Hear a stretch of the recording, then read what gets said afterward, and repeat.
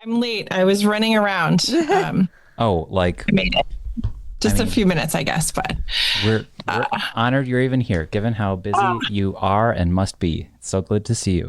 I it's so good to see you, Jeff. I haven't seen you in many Many years. years. Well, Yeah. gosh, let's not count them. It was my Okay, favorite. let's not. It was my favorite thing when I mentioned you, Jeff, and she was like, oh, "Jeff." I was like, Yeah, yeah, we go "I should back I should just know everybody knows you." almost, I guess.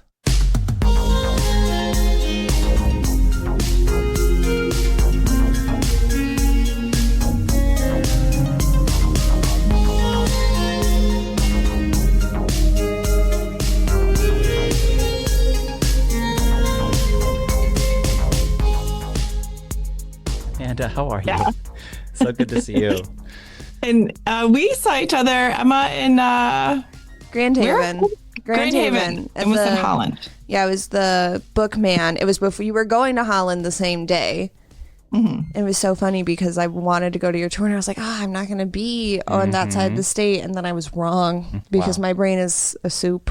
It was really fun to be there. That store, I think, is incredible. I mean, they were the most welcoming hosts I've probably had on my entire tour. I love that. Amazing. Kind. Also, they've gotten the cat since the last time I was there. That is the cutest little baby ever. And next door has the bookseller, like around the corner, has gigantic Bernese mountain dogs. Oh, really? And I didn't go over there. oh my God, if you're ever over there, they always have at least one in store. There were two, and they were so cute. They were so big and so stinky, but so great. So tell me what we're doing. Are we already recording or are we getting into recording soon? Let's start right now. Okay. But no, we're not doing anything. We're just talking about writing. We're just talking about books. We're talking about libraries. We're talking about So happy to do your all of favorite that. books. We're talking, of course, about just destroy this house as well. Okay. Great. Among all that kinds of stuff. So welcome to A Little Yeah. Too Quiet. It's the Ferndale Library podcast. It's brought to you by the Friends of the Ferndale Library. This is Jeff. I'm joined by Emma, Hi. and our special guest today is Amanda Uhle. Amanda. Yes. We lost each other just when you said my name. Something in technology Oh prevented gosh, I our thought it was a dramatic pause. anything. Hi, I'm here. Welcome to the podcast. So nice to be here. Writer of nonfiction, journalism, published in the Washington Post, published in Politico, executive director of McSweeney's, and author of Destroy This House, which is about your parents. It's about my parents. Welcome to the Yeah. podcast. Thank you. And it's about Michigan. That's right. Some of it doesn't take place in Ferndale, but a lot of it takes place across our great state. That's right. Amanda and I crossed paths years and years ago when she was working with 826 Michigan, and I was just a little journalist running around the state trying to cover anything and everything. And it's so cool to see how far you've gone, Amanda, and how much you've gotten accomplished. It's staggeringly impressive. Thank you. Well, we've all done lots of different things. Jeff, were you involved with Mitten Fest? Well, I was always covering Mitten Fest. Yeah. Yeah. Yeah. Yeah. And that was for I don't remember which publications you were working for, but it was so nice to Yes. Detroit. know you as a writer back then. You were a writer before I was a writer. That Officially. can't be true. That can't be true. Well, I've always written. I mean, I've been writing as we all Yeah, sure. have, I'm guessing, forever. I sort of am of the belief that writing is thinking, and it's part of how I live. I mean, Sure. it's how I make sense of the world. It's how I think and process and understand things. And yeah, I've always been writing, but I wasn't publishing Sure. when you were publishing in Current and Metro Times and everywhere else that you were publishing your work. Yeah. Well, tell the listeners more about you and where you came from here in Michigan, and then how you got into that writing world of 826 and beyond. Yes. Where I came from in Michigan is such an interesting story. I never felt like a Michigander, but at this point I'm 47 years old and I'm like pure Michigan. I'm all the way Michigan. My family moved to Michigan in 1994. So we moved to Taylor, and that was like my last 2 years of high school happened in the Downriver area. And then I left. And so I felt like Michigan was not my thing. I went to college in Chicago. I lived in Milwaukee for a while. And then I as one does, I fell in love with someone who lived in Ann Arbor, and I found my way back here. I didn't know if it was for a little bit or for, it's now been 26 years, I think, that I've been back in Ann Arbor, 25-ish. But yeah, so I effectively lived my adult life here in Michigan, Southeast Michigan. And yeah, a lot of my parents' lives and a lot of what happens in Destroy This House, unfolds first in those high school years I had in Downriver. And then, my parents lived also in Pontiac, and they lived in Milford, and they had the ends of their lives were difficult times. And so a lot of the rising action in the book happens in those tough times that we shared together in Southeast Michigan. But yeah, been here for a bit. We'll get into Destroy This House, but talk about your writing life and how that comes to be, and how you got involved with 826 Michigan, which was all about providing, kind of like education into public schools. And my vague memory, I saw it as like, it's not an after school program, but it was really about inspiring kids to write expository writing. It's partly an after-school program, Sure. so you're not wrong. Okay, great. 826 started, I'll back up just a little bit and give you a little bit of a broader picture. 826 Valencia is the address in San Francisco where this program started. The writer Dave Eggers and educator Nineveh Caligari started this program. The idea being kids should feel free to drop in to an address. This is in a retail district in San Francisco in the Mission, and get help with their writing or get help with their homework. And it was named the address to really keep the stigma away from it. You can imagine the difference between a kid who wants or needs some help with their schoolwork going to a place called the tutoring center or the remedial help area. And it was just named the address, which is such a beautifully neutral thing. And so that program started in 2002. And around 2006, as that sort of movement around getting adult volunteers in communities to help kids with homework and writing, as it spread around the country, it spread to Michigan. And I was among the first. There was a little crew that was already there in late 05 and 06. And in 06, I came to 826 Michigan as its executive director. And so it was sort of part of the early years of that. What were you... I'm talking a lot, Emma. If you've got a question, jump in. No, it's just so interesting because I like that I don't really know much about this organization. The years you're saying are years when I was wee and my brain wasn't formed.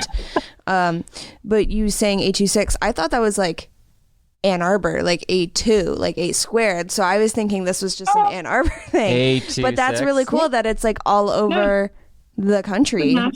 National program. And so in San Francisco, when Dave and Nineveh started at that address, very committed to calling it the address, 826 Valencia, they realized after they decided to have this youth writing, tutoring, publishing, beautiful space that it was zoned for retail and they had to do some kind of retail. So in San Francisco, it is the Bay Area. So they decided to open the area's first pirate supply shop. Yeah. And they sold hook hands, wooden legs, eye patches, glass eyes if you have the budget for it, but mostly eye patches. So we in Michigan, we had the robot store, which is now no longer there. 826 Michigan is thriving, but the robot store isn't there. But in the years Jeff and I knew each other, 826 Michigan was one of many of these stores and youth writing centers. We expanded into programs, lots of programs that 826 does in Ypsilanti schools and the Detroit public schools too. For young writing. That's so cool. Yeah. I was always covering local music, Emma, back in the day, and there was an annual festival called Mitten Fest, and it had a couple of years where it was raising funds to support 826, and I just love seeing the arts join forces, the writing arts and the music arts. That is so beautiful. I went to a school where I went to private school, and this was also something that Amanda and I bonded over because she mentioned that her brother went to Catholic school, and I was like, oh, which one? And I immediately just like hopped on that, and I was like, oh, I know that one. And go ahead, Emma. So it's so cool seeing like the public schools have all these resources and stuff, and I can only imagine like what it would have been like to have that. But just because it's a private education doesn't mean you get like cool things like cool writing and like groups and after school stuff like that. Sure. Yeah. And I think like the message, I really internalized this message. I worked for 826 Michigan for 11 years. And I really took to heart this idea that writing is for everyone. It's for every single person. And you don't need to be a novelist or be published by a fancy publisher or have a newspaper job to be a writer. Writing and writers are everyone. Yeah. So, that's what I was saying before about like writing being part of how I think. So, I was always writing. And I remember even early in my life as an adult, as a teenager, I would just write, just for myself. I wasn't even aiming to publish it. But I've always liked to do that. So anyway, things transpired for me. I left the 826 Michigan position, but then I went to work at McSweeney's, which is the publishing company that is now a nonprofit publishing organization, also founded by Dave Eggers. Which I was going to call back to. Yeah. Which is located not at 826 Valencia, but across the street at 849 Valencia. Mm-hmm. So I've sort of stuck in that realm for many years now, about 20 years. But I live in Michigan, but my work is based in San Francisco. So McSweeney's publishes 3 magazines. We have a humor website and about 10 books per year. Great. So the writing and publishing has always been, I guess, always for very long, for decades now, been part of what I do.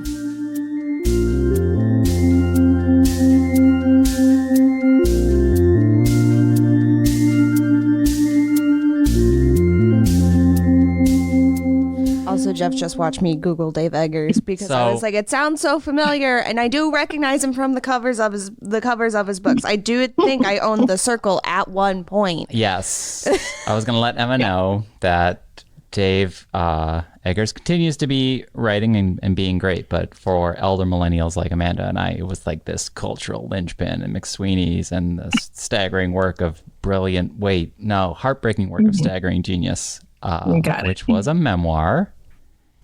Mm-hmm. And I don't want to hop into like your memoir situation too quickly, but we could go there. No, yeah. And Dave has a new book. Let me just say, while we're on the subject of Dave briefly, his new book, Contrapposto, comes out on Tuesday. Nice. And it's a novel. And it's so good. Mm-hmm. It's so fantastic. I'm excited for everyone to read it. I also have to say, Google is telling me his child's name is October Adelaide. Wow. And I have to say, I think that's like the best name I've ever heard. Wow. For a child or a person. Beautiful in general. Name. Beautiful name. We will get to your memoir, but you do get into journalism too. Does that happen around the mid-10s or earlier than that? I studied journalism in college. So a funny story is that's what I wanted to do when I grew up. And I went to college hoping to do that and starting to study it. And, it was the 90s. I went to college in 96. And you know what I was told at that time? Jeff, you may appreciate this. As someone roughly my age who was in journalism, I was told there's no jobs, there's no future. This thing called the internet is going to kill it all. Not this thing called the internet. I can't do it. Heard the same thing. That's crazy. Yeah. Well, here's the thing. I was an English major in college, and I also heard an iteration of, what are you going to do with that? You can't do anything with that. What are you going to do? And I'm like, well, I'm going to figure out what I'm going to do. I also had like a second degree and 2 minors, but like I kind of get how it's still happening where arts and humanities are still told like, you can't get a job with that. And I'm like, take your STEM and go away. The arts are still so very important, and we will find our way. Let me just wax pathetically nostalgic. What did also wind up happening is Amanda and I will also remember this sort of brief window, and maybe it was only 2 or 3 years between 09 and 12 when Facebook was not a mess and not so noisy. Human beings would share articles. Whoa. And you would click that article and you would open it and it'd be true. Read it and it would be a thing. And I just miss sharing articles on social media. And it would be more than just like it was so pretty and fun and great. Anyway, that sounds like a beautiful dream. Yeah, and then it got messy. Anyway. So I kind of went back to journalism really, I don't know, 2019, 20, maybe a little before then, when I just felt like I had the chance to get back into writing and journalism. And I did a number of opinion essays. I was writing really regularly for the Washington Post in the first Trump administration. I was kind of writing like dispatches from here, from Michigan, what it's like with Gretchen Whitmer as our governor and Trump as our president. Right. Number of things from culture, covered some immigration issues, and really just loved it. Loved being published. Who doesn't love being published, right? True. That style of writing probably starts building the memoir muscles. Yeah, I think it really did for me. And in the book, the book is Destroy This House, which it came out in 25, but I started writing it in about 21. So it was around that same time that I was publishing in the Washington Post and Politico and those places. The book I wanted to write for years. I want to say 15, maybe more years. I thought about this book. I felt it in my heart. I felt like it was the story I wanted to tell. But like all writers, I think it takes the time that it takes to know what the path is for a certain story or a book or even a magazine story. And I didn't know, for years, I didn't know how to tell it. The reason my parents' story, I think, is hard to tell is that in the case of my father, at least, he was not afraid to exaggerate or stretch the truth or even lie at times. So the sort of like shifting reality of what, how we grew up and what those real stories were was always hard to figure out. And I don't know, there's lots of other reasons, but it just took me many years to get to that point of feeling like I know how to tell this story. And that didn't happen until about 21. I think you would not be blamed for that if you could give our listeners a brief rundown of what this book and how your dad becomes a preacher at some point and how you must have had a topsy-turvy, disorienting experience as a young person when you're just trying to get your brain formed and your perspective on life formed and everything's upside down. Yeah, I mean, I grew up in the 80s and 90s, as we've been talking about my age on this podcast already, moving around a lot. I think we had 10 different homes in the course of my growing up or in the course of my parents' lives. And my dad was this fun, charismatic, hilarious kind of leader guy. Always was like that throughout my life. Just, he was inventing things. He was starting new businesses. He was always kind of like charging out into the world in a kind of a heedless way. And my mom, I would say, was kind of equally creative. Her thing was fashion design. She got really interested in fashion and clothes, especially in her younger years. And as she got older, she developed a real problem around the clothes and the fashion, which was hoarding, basically. Sure. Like she would buy far more clothing than we needed or that she could use or that we could use. She would sort of aspire to create all these sewing projects and design things that she never was going to get to. She never had the time to actually do all of them, but she was accumulating on that front and later other things too. And my dad contributed to our problems by his sort of exuberance for the world meant that he never in his life could pay a bill or do the, adult things that were required of us. So we were always in financial trouble. We always had way too much stuff and clutter at home because of my mom's hoarding. And then we'd have to move. Right. So we had this time together that was very difficult, marked by many financial problems, many kind of emotional problems in our house because of my mom's hoarding. But it always took place in a different setting because of the moves. And all the while, I will say, as difficult as it was, we loved each other so much. And with my dad kind of leading in his humorous and loving way, we laughed all the time. So I hope that the book shows that. I think it does, that we had a difficult time together. But I think that, readers are laughing along with us most of the way. So there's a lightness to the book, even in the dark times.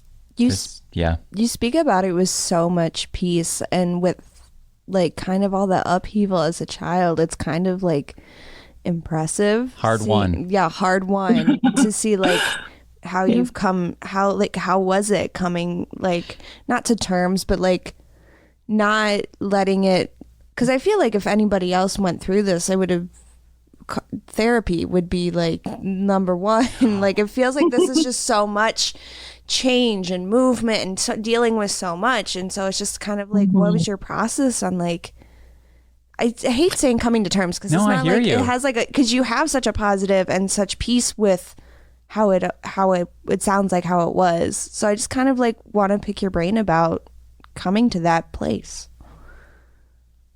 I will say the book I thought about writing and wanted to write years before I started this one would not have been so peaceful or so joyful, you know? It took a while. I really, wanted to understand my parents and what we went through. The book was partly a search for understanding about what it all was. But, the depth of my feelings about these hard times and the ways my parents, frankly, disappointed me. Some would say betrayed me on some fronts, and I think they did for sure. Those feelings are very real, and I guess I dealt with them, before I was writing the book. Yeah. So, I don't have a secret for how I dealt with them, but I guess I have advice, which is that when things are painful in life, you got to face them and then you got to get through it. Right.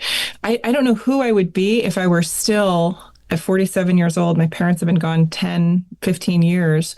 If I were still kind of stewing in being annoyed or feeling like I didn't get what I should have gotten from my parents, or I should have had this kind of childhood, or I wish this had happened.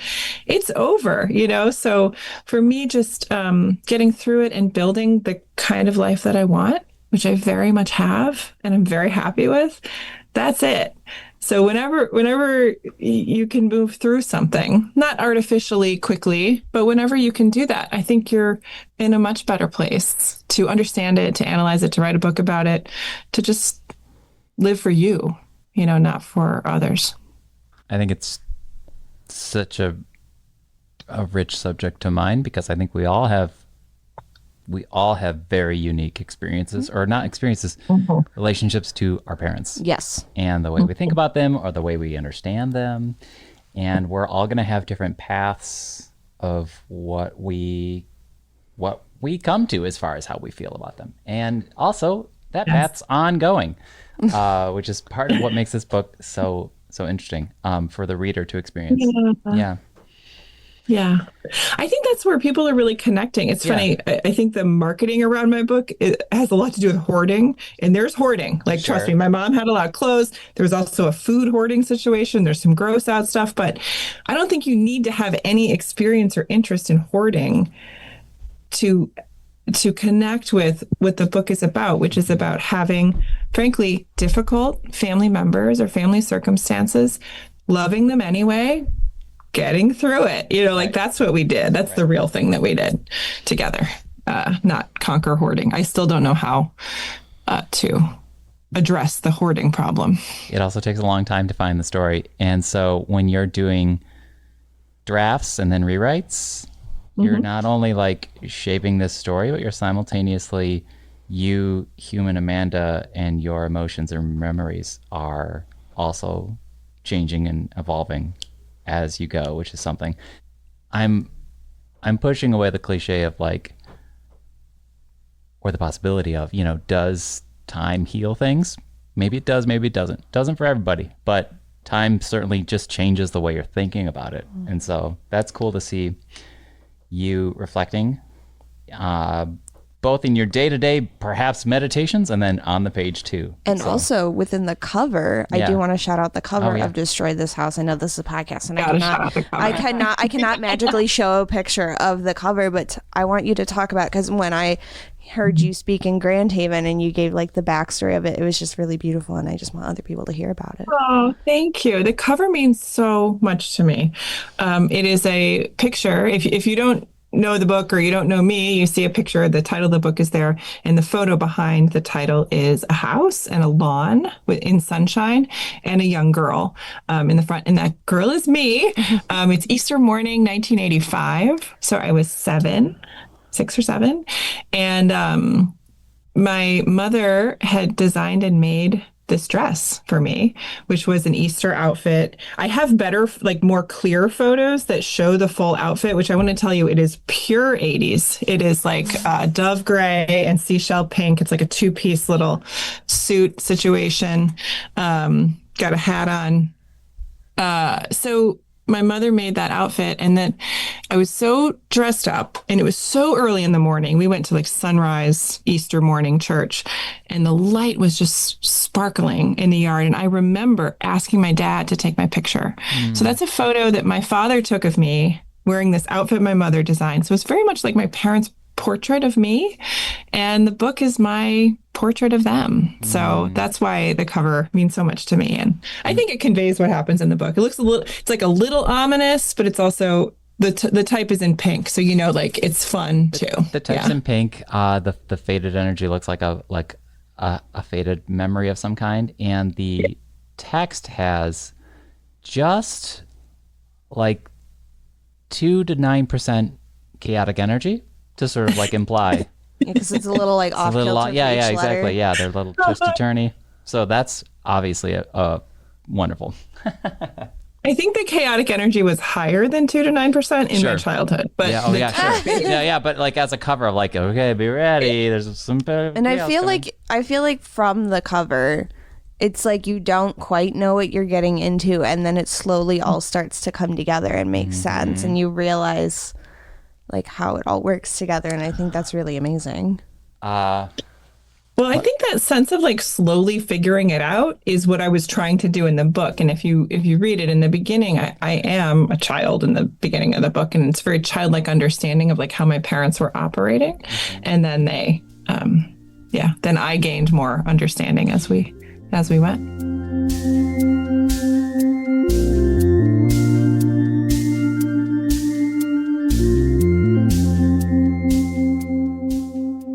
Talk about writing and the patience it takes. I'm going to reveal unasked for tidbits about myself.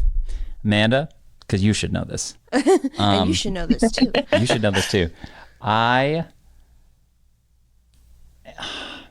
attempted to write a nonfiction book throughout COVID, and it was an unwieldy thing that turned out to be 600 pages. And then I tried to rewrite it and try to make it dance along a different situation, and it was still like 550 pages. So that's like 1,100 pages. And then I tried to rewrite it again, and it became 600 pages again. And then I tried to rewrite it again, and it kept getting to be 600 pages. So I've written like a 2,400 page book, and I'm still not done with it. That just tells you how long it takes, Emma. And I imagine Amanda's experience was not exactly similar, but tell us about the patience you had to conjure and how you got through it. In a lot of ways, there was just an enormous amount of patience, because I knew that I knew that it was there, and I just had to figure it out. I had to figure that path out. I know. Yeah. That's a safe thing I'm doing. Sometimes forever. Like, I mean, it really did take me a good 12 years of thinking, this is the story I want to tell. I thought with my book, I thought about, because I love to write essays, as we were talking about before, for the Post and Politico. I thought about essays, and I was going to string together the sort of story of my family in stories about food. There's a lot of rotten food in the book. I don't know if anybody remembers that part. Like, there was food hoarding stuff happening, or maybe money or jobs or employment. There are all these things, kind of American capitalism. And I thought maybe I could just like put these essays together. That didn't seem right. I finally landed on, after many years, as I said, the very intuitive frame of chronology.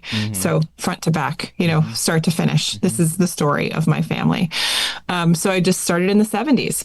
And once I did that, I started writing this little anecdote about my parents' wedding and their wedding gifts. They had this weird thing where they got married in Indiana, tied their wedding gifts onto their roof. This is 1975.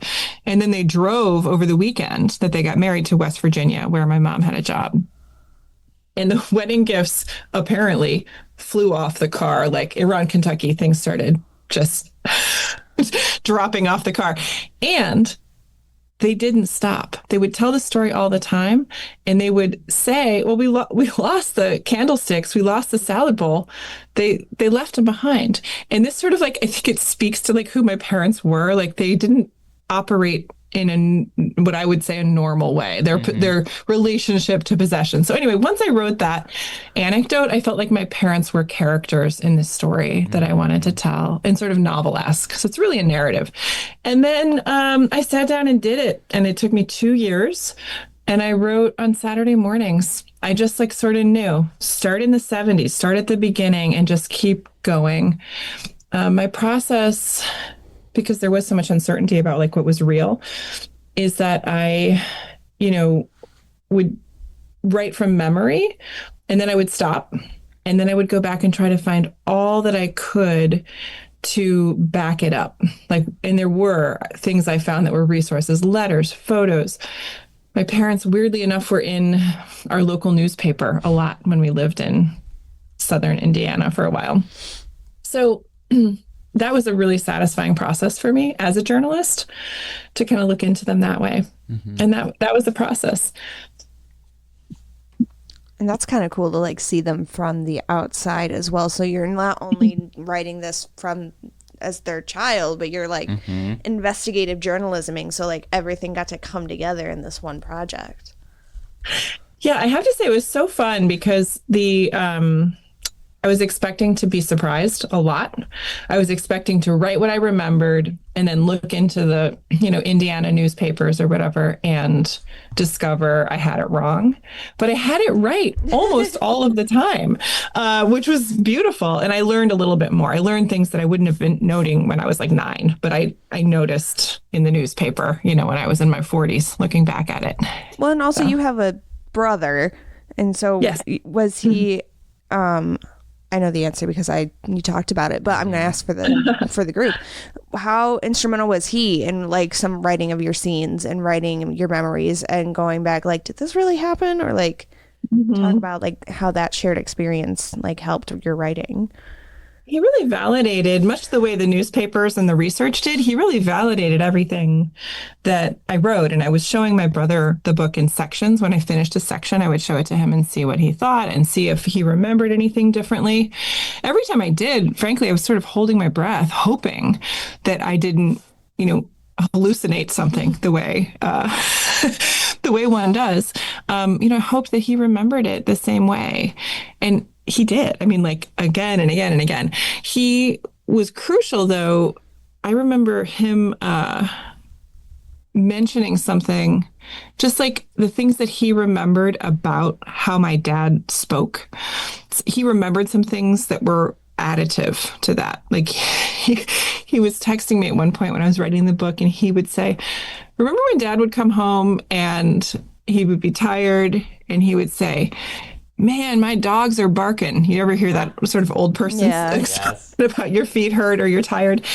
And I don't know why that's not the kind of thing I would have remembered, but my brother did. And so I was able to like add a line for my dad to have his dogs barking when he comes home. So my brother, added some flourishes that I think are invaluable to it. And we only differed. We have one single memory. The book is 100,000 words. We had one single thing that we remembered differently. So. Wow. I'm always thinking about that whenever I listen to episodes of The Moth, where they're like, this storyteller is telling it to the best of their ability. Right. To their own knowledge. So, right. Yeah. It's like, so a year-ish out from it, looking back on it, does this book mean anything? Does it mean something differently to you now when you think back on it compared to like day one when it published? Oh, yeah. What a great question. Jeff's really good at questions. It's been a process. And I think that I felt a little bit this way the first day it published last August. But now I really have embraced this feeling of the strength that you can have in being really vulnerable and open. And it's really clear to me that before I started writing the book, before the book was published, certainly, I had this level of kind of shame about who my family was, how we operated. I mean, the shame was justified. My parents were outright, stealing money from people at times, and they were really not behaving in a way that I think is honorable. But, it's so shameful as a kid to have a really messy house or have we had this refrigerator stuffed with disgusting, rotten food that we couldn't get rid of because it would upset my mom. Lots of reasons it just felt shameful. And I want to say I held that back. Jeff, in the years that I knew you when I was at 826, I didn't talk about any of this. Even to my, like, we weren't close, intimate friends, but even my close, intimate friends mostly didn't know, who my parents were or how I grew up. And then there was this process of kind of embracing it. And it's been so fun to do things like go to Grand Haven and talk to a room full of people about my upbringing. Yeah. And it's fine. I'm reclaiming it. I do not feel ashamed whatsoever. I feel I'm proud. I think there's a lot of strength in that vulnerability. That's amazing. And that goes back to me saying how the aura of peace you kind of exude about it. And that's like we said, hard won and impressive. Because it's a lot to. I can only imagine, but it's a lot to work through. How about speaking of work? Yes. What are you working on now or next? Oh my gosh, I've been writing essays. I had the greatest book tour. I say had, but I'm still having it. I just keep going on events. I keep getting invited to stuff, which is so fun. So that in my job takes up a fair amount of my headspace. But these travels that I've had, I feel so fortunate. I've been to like 18 states, I think, 33 events. And what a time to get to travel the United States, right? We are watching, not to get too political, but we are watching the United States change in probably irreparable ways that are terrifying in some ways. And so I've had this incredible front seat to what that's like, in Michigan, in California, in South Dakota, in Tennessee. And that's a profound privilege. So I've been doing a lot of writing about that. I haven't published any of it yet, but I'm kind of figuring that out. Wow. Travel log. Sure. I was about to say that. I was like, you could write a travel log about it and just like a bind up of essays about your book tour experience. I feel like would be so interesting, especially at this time in America when it seems like all is also, not to get too political, kind of falling apart a little bit. I think writing is such a great outlet for a sort of contemplative catharsis that you could reach when times are crazy. I already know Amanda agrees with me. And I wanted to sort of ask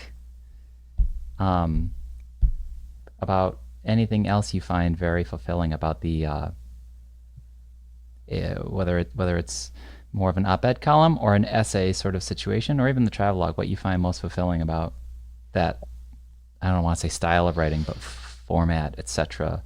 Not genre, but you know what I mean? Yeah. I work in, as we talked about, I work at McSweeney's. A lot of the writing that I work on, other people's writing I work on, it tends to be fiction. Mm-hmm. It tends to be what I read more than anything, actually, is fiction.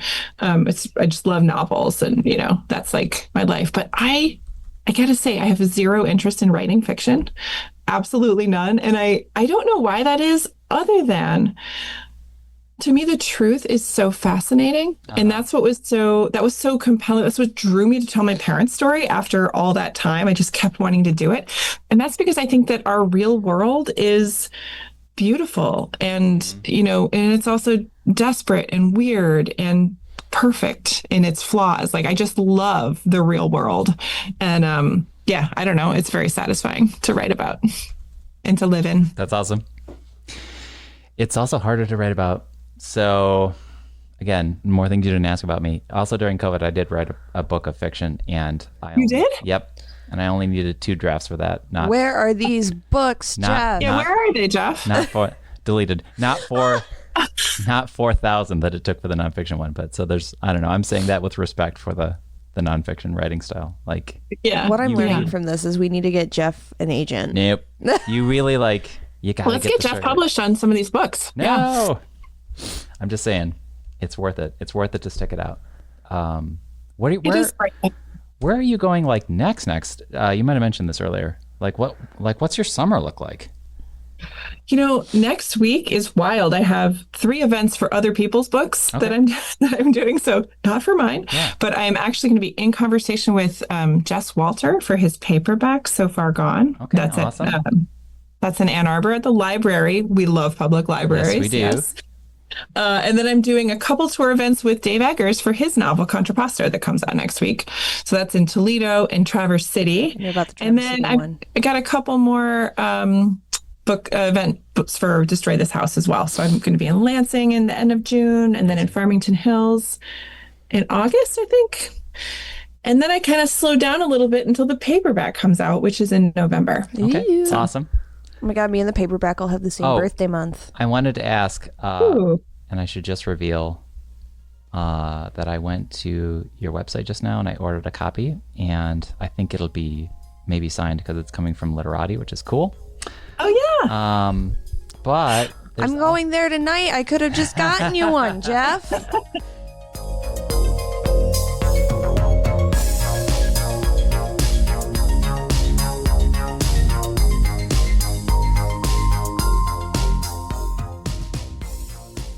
There's also some playlists you have on your website. I just was curious about that. Oh, yeah.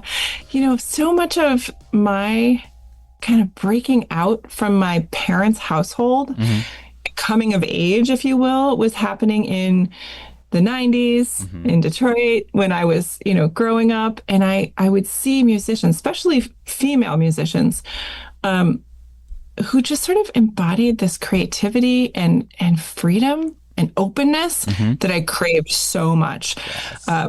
Formative time for me was Lollapalooza '94. It was at Pine Knob, which is Wow. that still Pine Knob? Lollapalooza at Pine Knob? Yes. So Were you there? So I was not. I wasn't quite old enough for that. But it's also funny to me that Emma's actually so young that it was changed back to Pine Knob long enough so that she now knows it as Pine Knob. Well, no, here's the thing. I did fight the Pine Knob back because Okay. I knew it as DTE Okay, good. for the longest time, but I also hate DTE. Okay. No offense, DTE, don't listen to this. Sorry, they don't. But I only know Lollapalooza being like the crazy several day party in Chicago. Oh yeah. And no. or Chile, It because that used one to- also comes it up on my used to social tour media. around the country. It used to tour. In fact, I'm learning so much. yeah. I mean, the headliner that year was Smashing Pumpkins. It was supposed to be, wait, who was it supposed to be? Was it Nirvana? It was supposed to be, and then he died. I think that might be what happened. That would have been mid-April, April 5th, 1994. Crazy. Yeah. It was like supposed, and then it was Smashing Pumpkins, and at the same show it was like L7, Flaming Lips were there. Like it was very 90s. Sure, of Another course. tidbit is Jeff taught me how Kurt Cobain died. Oh, well, yeah, I mean, You had to be taught that? that I told you how he died. Yes, Did you not did tell me implicate how anyone. you told me how he died. I knew from just what I've observed in the pop culture. Oh, wow. Okay, so Flaming Lips, Beastie Boys, L7, Yeah. Beastie Boys. and Michigan's own The Verve. No, I'm sorry, not The Verve Pipe. Sorry. Bittersweet Symphony's The Verve. Sorry. Verve Pipe were not there. No. Anyway, sorry. I went to that show, I was like 16. It was right when I turned 16, I think. And that was just, to me, I went with a high school friend of mine. It just opened up to me like a whole kind of world that was so foreign to my dad at that point was a Lutheran pastor. We had kind of this tough, sad household. And you go to Lollapalooza '94, there were barefoot Tibetan monks walking around. There were, the freaky PHREAKY, I think it was freaky like sex education tent, like it was all this very cutting edge early 90s stuff that it just felt like so different to me and like the kind of world that I wanted to see if I could live in. So there's that. And then as a teenager, I went to St. Andrews Hall and saw shows all the time. I often snuck out to see them. We lived in Taylor, which is only about a maybe 15-minute drive from downtown Detroit. So it was easy enough for me to get there in my old Chevy Impala. Yes. And I did a lot of that. So a lot of bands. Emma, we're going off on a billion tangents. And I want to respect I'm just taking it all in. I want to respect Amanda's time. Do we have any productive questions for her left? I don't think so. I asked the ones that I had. Basically, they were questions I asked before and wanted to have them reiterated for Great. podcast Great. posterity. Great. I love what you guys are doing with this podcast. It's so wonderful. Thank you for thanks. highlighting authors and books, and Yeah. it's a great service to your Ferndale readers. Thank you. Wow. In the future, if you're ever coming back near around Detroit or Ferndale, let us know. Yeah. We'd love to hang out with you. Yeah. You know where we live. Yeah. I would love to. I hope I see you soon. Amanda, what a pleasure. Thank you for being here on the podcast. Thank you. I believe we will throw, if I have it right, it's amandauhle.com. We will throw that into your show notes here. Okay. And go check out Destroy This House and McSweeney's, and just follow Amanda because she's great. Thanks so much, Amanda. Thank you. Thank you. Oh my God. Talk soon. That's our podcast. Great. So fun. Thanks for having me. This was great. Yeah. I can't wait to listen to it. I need to subscribe. You're on iTunes or? We're on iTunes and Spotify and probably somewhere else. I think we're even on iHeart somewhere. YouTube. And All right. Whatever. I'm going to find you. Thank you for having me. This was great. Thank you for course. coming. Love to stay connected. Hope that we do. Yes. Bye.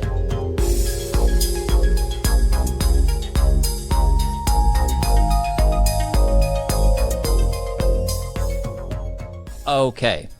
That was Amanda Uhle, author, nonfiction writer, journalist from McSweeney's.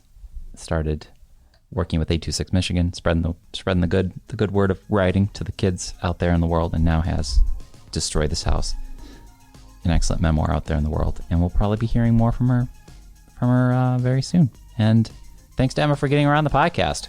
Anytime. Just bumping into people out there in the world. I'm shooting my shot when I can. Bookstagrammer that you are. Bringing in more authors. We love to see it. And everyone at home, thanks for listening. Find more information in the show notes. It's been a little too quiet. The Ferndale Library Podcast. It's brought to you by the Friends of the Ferndale Library. Remember to rate, review, and subscribe, and tell your friends to go get their library cards. And that's it. We'll be back next week with more. Thanks for listening. Bye.